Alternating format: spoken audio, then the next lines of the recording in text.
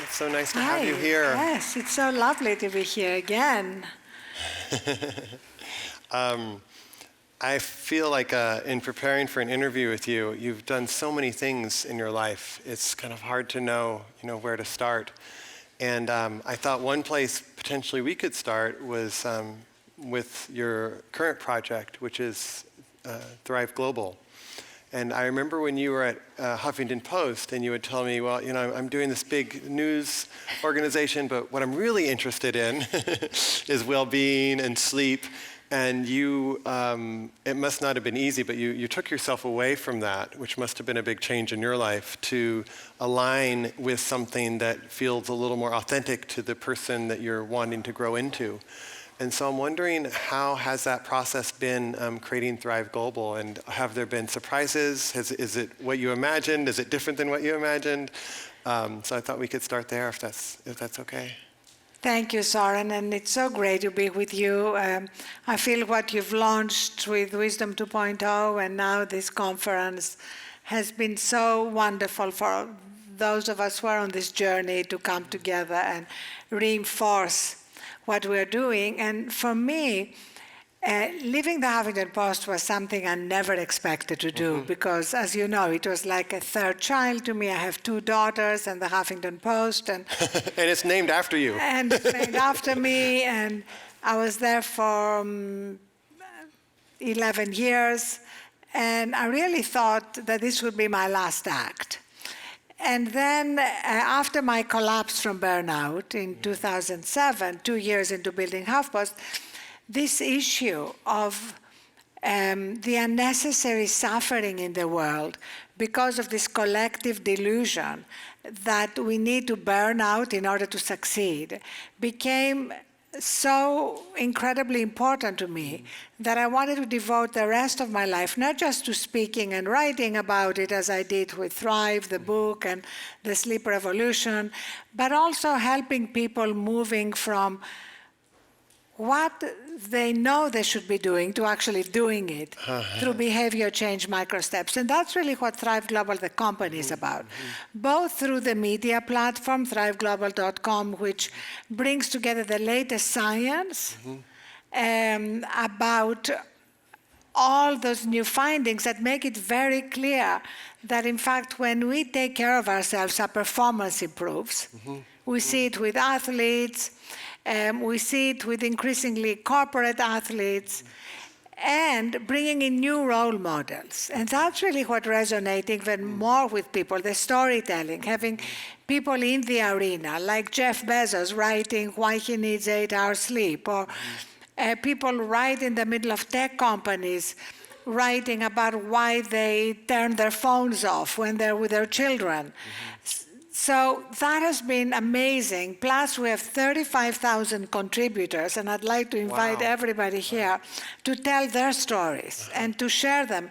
And that's kind of basically what I did at the Huffington Post, except with no politics. What a relief. It's really about everything that's the rest of life, including the arts, including parenting, including every aspect of life except politics. We do engage in politics, but I'll tell you later how. Okay. And the other part of the company, quickly, is B2B. We go into companies and we help them improve their culture. Because right now, the way many companies operate with the expectation that employees have to be always on and never disconnect makes it much harder for people to actually unplug and recharge. Yeah, beautiful, beautiful. I want to talk to you more about that, but I think the question about how to recharge, and I think, when I was a kid, there were these natural contemplative times in a day, like when my father came home, there was a natural kind of contemplative time, and these days there is not. If we have our phone, there's no natural contemplative time. We're always available. And so it feels like in that conversation, how do we begin to talk to people who are so busy and feel like that's the only way? And I know you wrote a very thoughtful letter to Elon Musk some time back suggesting that he could actually potentially do a better job with more sleep and more rest and more recharge. And so I'm wondering, how do you find yourself communicating that message to people who thinks that any slowing down means getting behind? Yes, that's a great question. And one of the things I learned from all these years in the media is to use every moment as a teachable moment. And Elon Musk was a teachable moment because there is somebody who's a visionary, a very successful entrepreneur, very admired, who was demonstrating in front of all of us that living the way he did was actually undermining Tesla. Yeah. You know, tweeting in the middle of the night that he had the funding to take the company private, which launched an SEC investigation, which proved he didn't, which meant he was forced to step down as chairman of his own company and pay a $20 million fine. That's black and white. You know, running on empty affects our decision making. Yeah. Yeah. In an earnings call, calling the analysts boneheaded and boring, and having to waste time in the following earnings call, apologizing and blaming it on sleep deprivation, is a teachable moment. This is one of his big contributions to humanity. And, it is. And on top of it, it's kind of pre-scientific. It's kind of ironic that the man who's invented a new way for cars to use energy is using an antediluvian way to fuel himself. Yeah, well, tweeting in the early hours of the morning and late hours of night also seems to be a bit of a pattern for at least male leaders in our country. Some that can be unnamed. But you're right in terms of any moment of thoughtlessness or of fatigue or of unawareness can lead to so much suffering. And it feels like that's the place to talk about, right? Which is this, like, if you're healthy and you're making smart, thoughtful, mindful decisions, you're probably reducing the amount of suffering in your life. And not only do you live well, but the world lives well. Yes, but also you're reducing, very simply, the negative impact on the bottom line.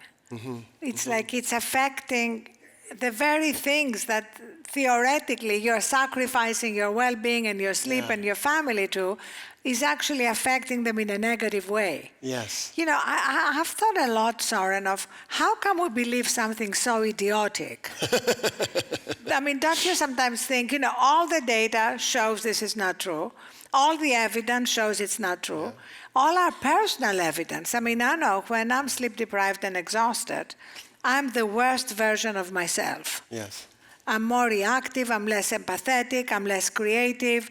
I feel like I'm robbed of the joy of life, too. I can still get things done, but it all becomes transactional. Yeah. So the evidence is overwhelming. And when I thought of how come we still believe it as a culture, I mean, with many exceptions, you know, I went back to the fact that for centuries we believed the earth was flat. And that led to laws of navigation that led to an enormous amount of shipwrecks. That's where we are now, an enormous amount of shipwrecks, human shipwrecks. And it's also something that we saw in the 60s. You can go back and look at ads in the 60s with doctors in white coats advertising cigarettes. Now it seems totally extraordinary. But to see this ad when smoking was supposed to be glamorous and have this doctor saying, I smoke menthols because they refresh my throat. You thought, yeah, they also give you lung cancer, but that's like a side effect. Yeah. And so the mission of Thrive Global is to bring this out into the society. Yes, in all our workshops, you know, in our corporate workshops, as well as the content we bring to the media platform, we say you have to change beliefs before you can change behavior. Because if you believe that, it's going to be very hard to change behavior. Once you begin to change beliefs, then we introduce micro steps. I'm so in love with micro steps because sometimes we think that once we realize something new, we want to change overnight, and it doesn't work. It's not sustainable. Right.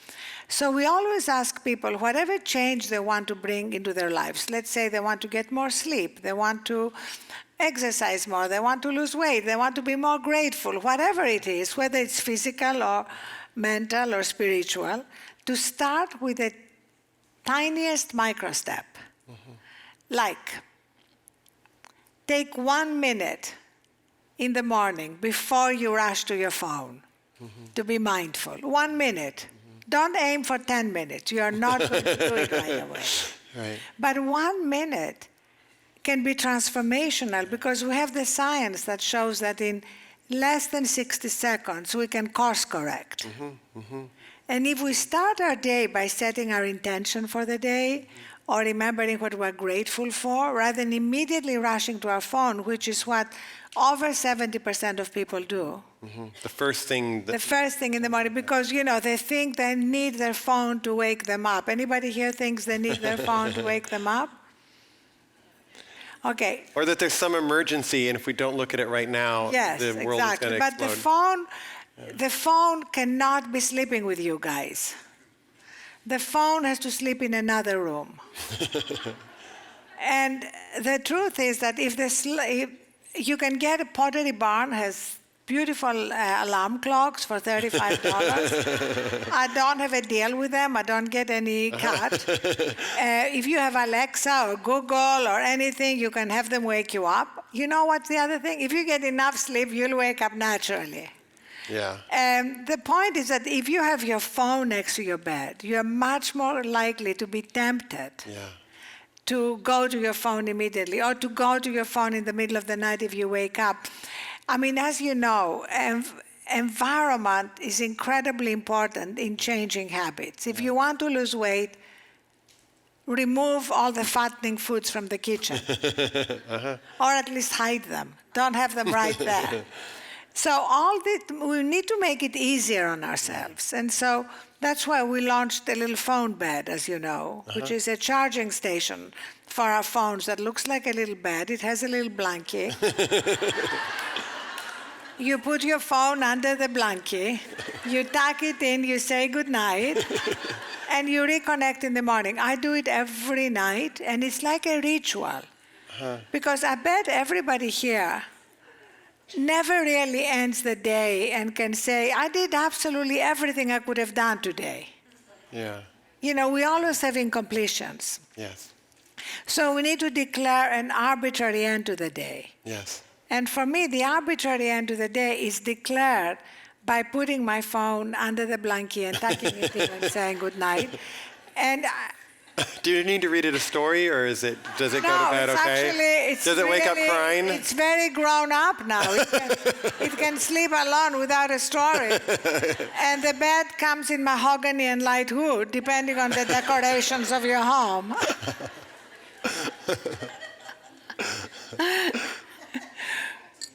Soren is speechless. I have to send you, Soren, I'm sending you as a gift. What would you like? Would you like mahogany or light wood? Your choice. Your choice. I'm going to ask your wife. Yeah. Are there other practices that you have found very helpful that you feel that Thrive is also helping to put out in the world? So one is definitely to have your phone sleep in its own container so that it's not so easily accessible. Are there other practices that you are trying to bring forth that you feel like create that culture of consciousness and relaxation and openness? It's I think you go into most, I was in Europe recently, I was amazed if you go into a cafe, people are kind of available in ways. If you go into a cafe here, there's energetically, it's a very different experience. And I'm wondering what are some of the other practices we can do, because I feel like as loneliness increases in our culture, and yet we're more connected digitally in our culture. And so how do we begin to address that connection that's lost? Absolutely. I think that was kind of the big wake-up call of 2017. Yeah. And coming from the Valley and the world of tech, that for a long time, we really thought that everything that came out of a tech company was good. Yeah. It was something to be celebrated. And 2017 was the year when we saw the unintended consequences. Yeah. We saw them in politics, but just as important, we saw them in what Thich Nhat Hanh called, it's never been easier to run away from ourselves. You know, it's never been easier to give ourselves no space in which to reconnect with ourselves. Yeah. So we launched an app this year. Of course, it had to be an app, right? Which is this paradox of technology to help us disconnect from technology, to reconnect with ourselves. You know, as we all know, truth is paradoxical, and technology is powerful. So we launched this app for anybody who has an Android phone. I'll tell you what you do for an iOS phone.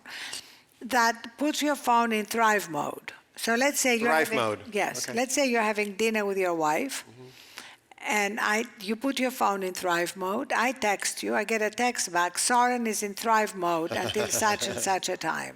Okay. So what that does, the reason it's bidirectional, is that we hope it begins to change the culture.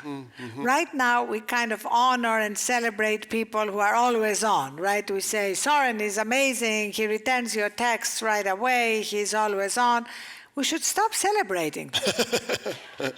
We need to celebrate Soren for having a sense of perspective and priorities and being willing to experience JOMO, which is the joy of missing out.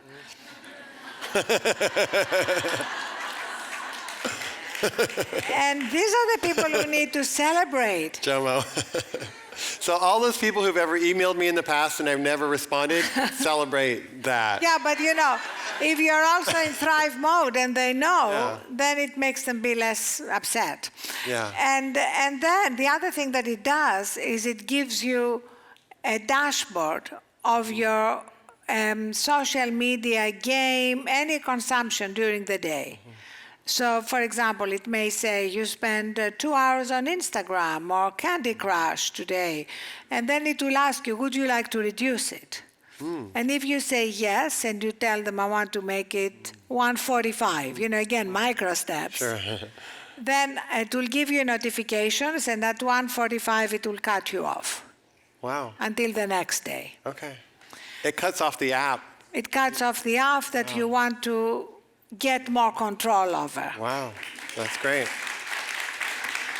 Now, for those of you who are on Android, any Android, Pixel, Samsung, it's called the Thrive app. It's free. You can download it. For those of you who are on iOS, Apple did a fantastic thing 2 weeks ago and launched Screen Time. And Screen Time is everything the Thrive app is except the Thrive mode, which I think would be great for them to introduce, because I love that bidirectionality, but it gives you a dashboard, it gives you great parenting controls, and it comes as part of the latest update.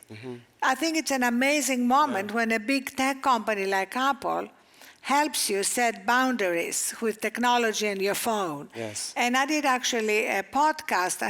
We have a podcast, the Thrive Global podcast.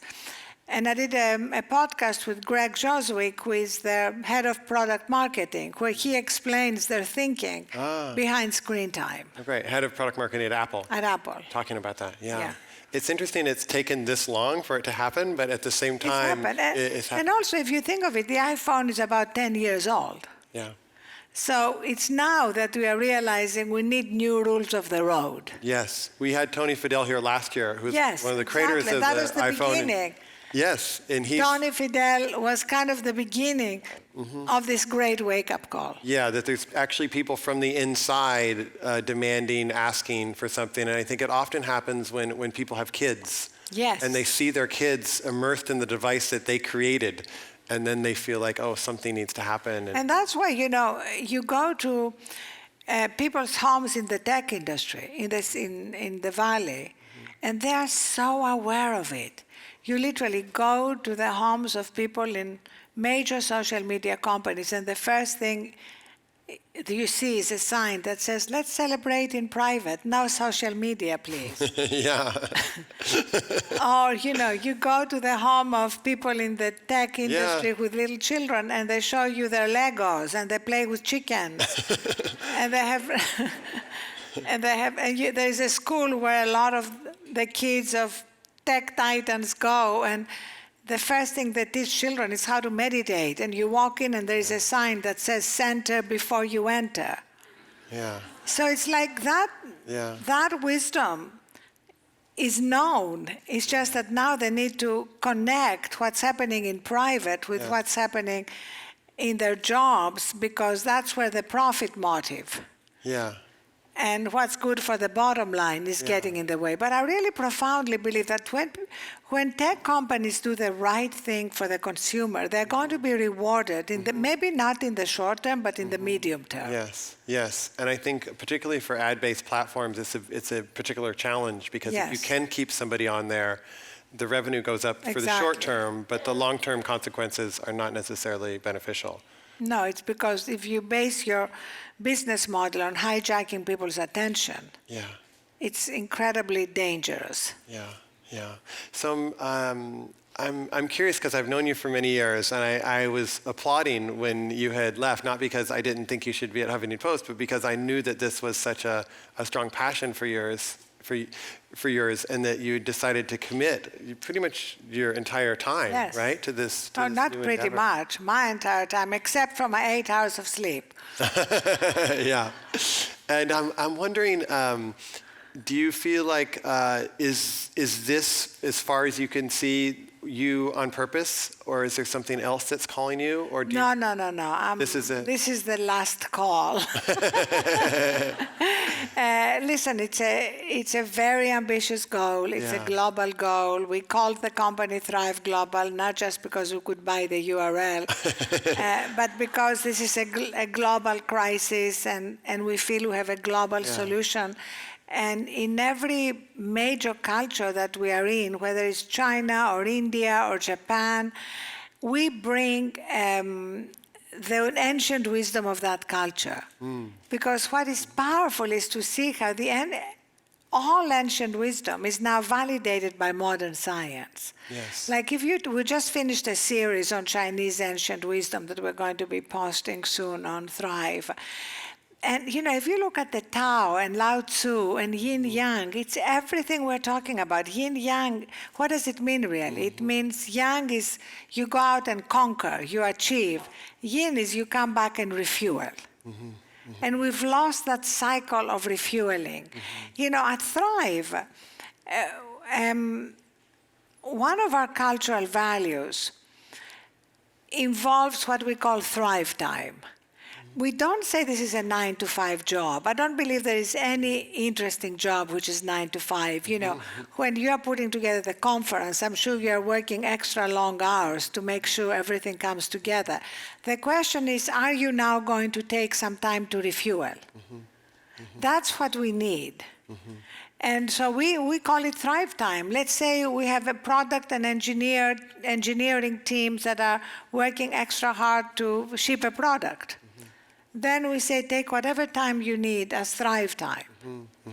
And so the problem happens when you don't, and then either you burn out or your immune system is compromised and you get sick. So in the end, you don't really benefit the business outcome, but you sacrifice yourself in the process. Yeah. And it seems like more and more leaders, particularly in Silicon Valley, are beginning to feel that, because they notice it in their own life. They notice themselves less busy or less effective. They notice themselves more busy. They notice themselves. So they come to me and they come to you, and they want to learn meditation, or they want to. So it does feel like that awareness is spreading. And at the same time, the impulses and the conditioning are also so strong. Like you said, it's not just a matter of knowing something, seeing the data is one step. Putting it into practice is another step. And it sounds like Thrive Global is very much into both of those steps, not just providing information, but providing tools and support. Absolutely. And we're also into the business of outing people who are doing good things but are not shouting them from the rooftops. That's what happened with Jeff Bezos. Philip Schindler, the chief business officer at Google, told me at a dinner one night that he had this moment of epiphany. He said, I came back from a trip. I have young children. I told my children, Daddy's taking you to the playground. My little son said, oh no, can't the babysitter take us? Wow. And he was crestfallen. He said, why? And the little boy replied, because when you're in the playground, you're always on your phone. Wow. And he said that was the moment when he stopped using his phone in front of his children. So I said, I'd love you to write about it. And he said, oh, I'm a private man. I said, it's not for you. It's for changing the culture.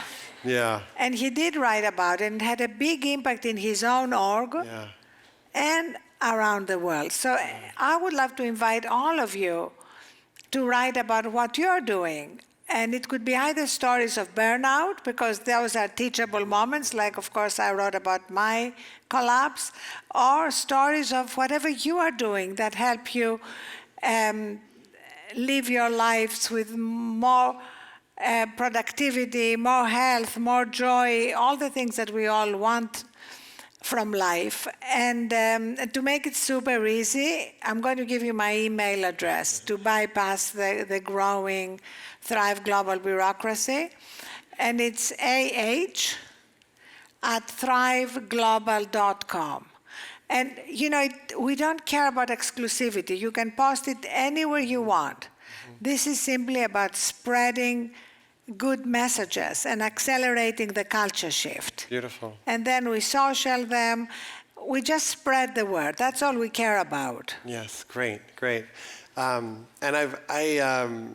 I've been meaning to ask you, because I know that the culture is going through a very kind of delicate time, it feels like right now, and that the media is kind of on this cycle of news. Congressman Tim Ryan was with us, yesterday, and there's all this great news that comes, but it doesn't. The news that tends to get into our attention is the news of whatever kind of very, how do I say it? Something the president has tweeted or said, right? Becomes the news cycle versus quality, meaningful news. And I'm wondering how you see the news and the media can play a role in helping to heal some of the sense of division in us and them that's emerging in our culture, because it feels to me like it's more divisive than it's often been. And I understand why it is, and I also understand, and it's also concerning in the sense of like the world that our children are growing up in. How do we act in a way that helps support more of a sense of us and less as a sense of them? And I wondered if you had thoughts on that, because I know that you've always been a voice of independence. You'll criticize. It's not like you're trying to hold a party line or anything. You're an independent voice, and I feel like those independent voices are kind of needed now more than ever. And I'm wondering if you had any thoughts on how each of us and how the media and others can create that a sense of us. And so when Anderson was being interviewed recently, or talking with John Kabat-Zinn, Anderson Cooper, they had brought up this issue around when 9/11 happened, and I was here in New York. Yes. All of a sudden, there was this feeling of us, like, how are you doing? Are you doing okay? And that we've lost that. And in part, the political leaders, I feel like, are encouraging us to lose that or not supporting that. And I'm wondering if you have any thoughts on how we as a community, as a people, can kind of take back that. Absolutely. I have a lot of thoughts, as you can imagine. But also, I must kind of honor the moment, because as I heard you speak, I was kind of overwhelmed with gratitude for your role in this movement, because you've been there at the beginning. And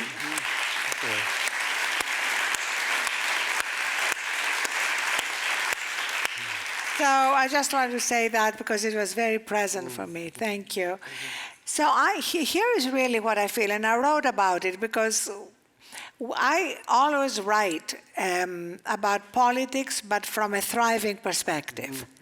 Like, how can we approach this moment in a way that is different than just the partisan brawl? Yeah. What other qualities can we bring to it? Yeah.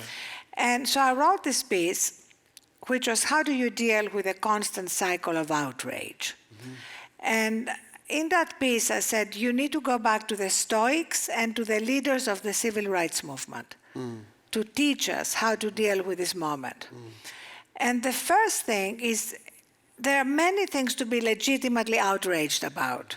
There's no question about that. I mean, just taking the children being separated from their parents, or we talk about a booming economy, but so many millions have been left behind. You know, I mean, I can sit here for an hour and tell you a string of things that are legitimately outraging people. The question is, what do we do about it?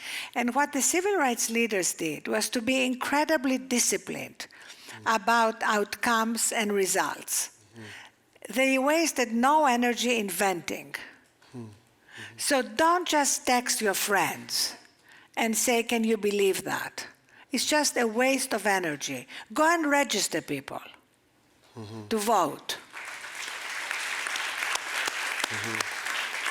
Please stop, not you are doing that, but you out there, please stop throwing Sarah Huckabee Sanders and Tucker Carlson out of restaurants.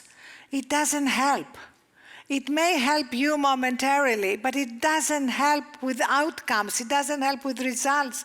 It doesn't help change reality. It merely leads to Fox News lecturing us on civility for 10 days. Right. So we need to just be incredibly disciplined about our outrage and always think, is this going to have an impact on the outcomes we want to see?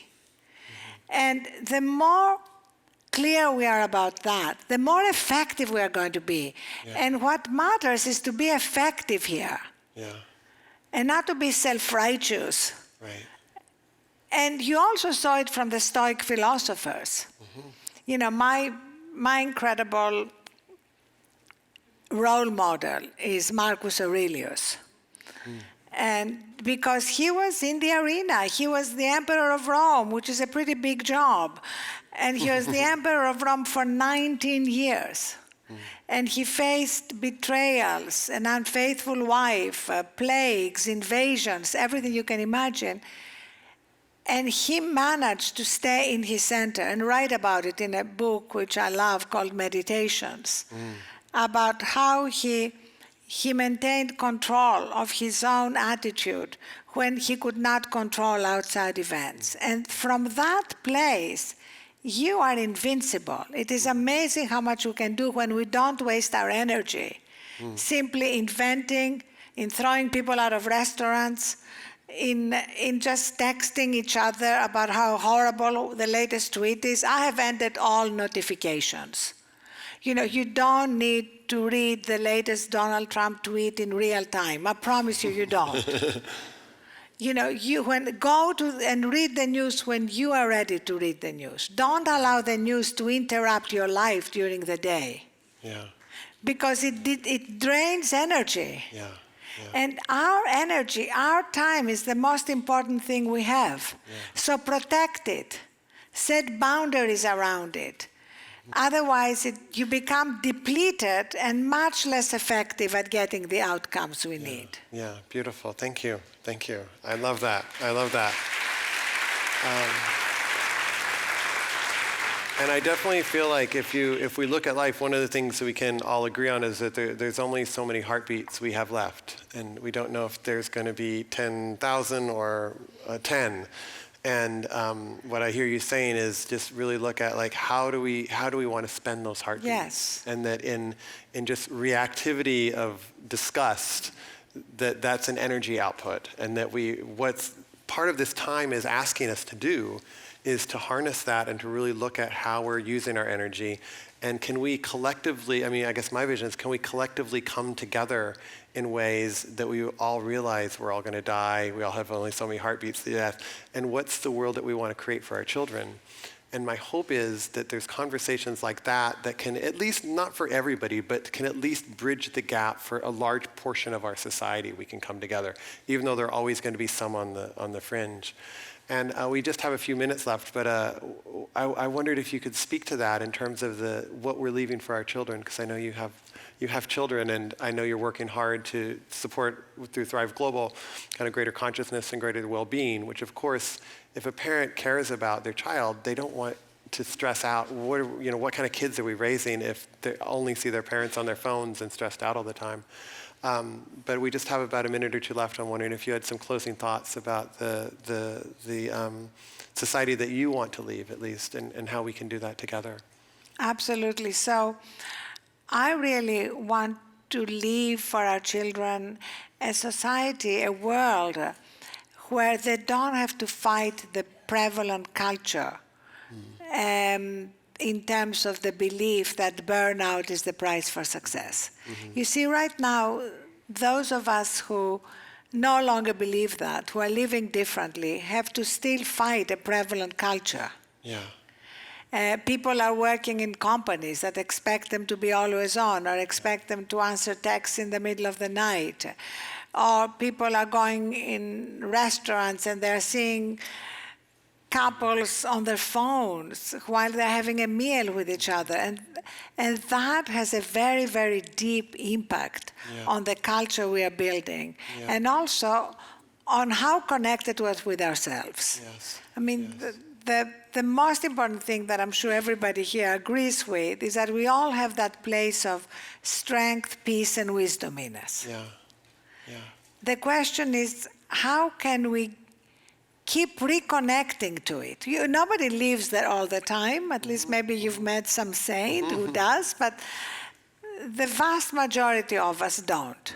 Yeah. So the question is, how quickly can we course correct multiple times a day sometimes? Yeah. And for me, that's the gift we can leave to our children, to make it easier for them to connect with their own truth, to make it easier for our children to live their lives from that center, because from that center we recognize our connection with everyone else, even with people with whom we disagree politically. Yes. And from that center, we can really change the world and lead towards that more perfect union that America is about. Yes, beautiful. Thank you. Thank you.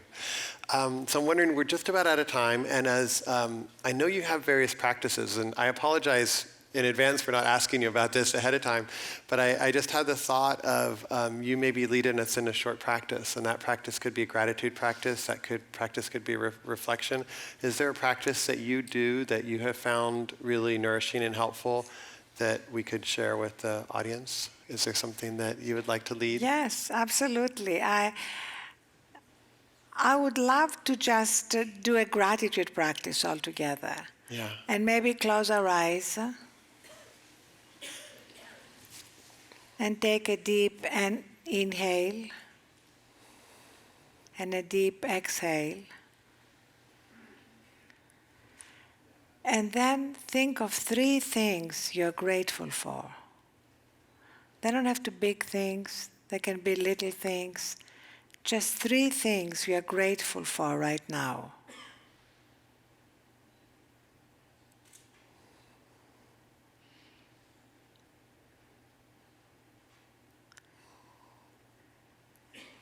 And I'm definitely grateful for the fact that we are all together here, kindred spirits, and that we can take this energy out in the world. And whenever we get distracted or outraged or sad, we can remember something we're grateful for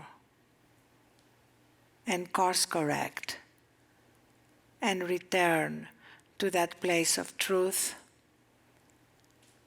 peace, strength, wisdom, and love that is our ultimate reality. Thank you.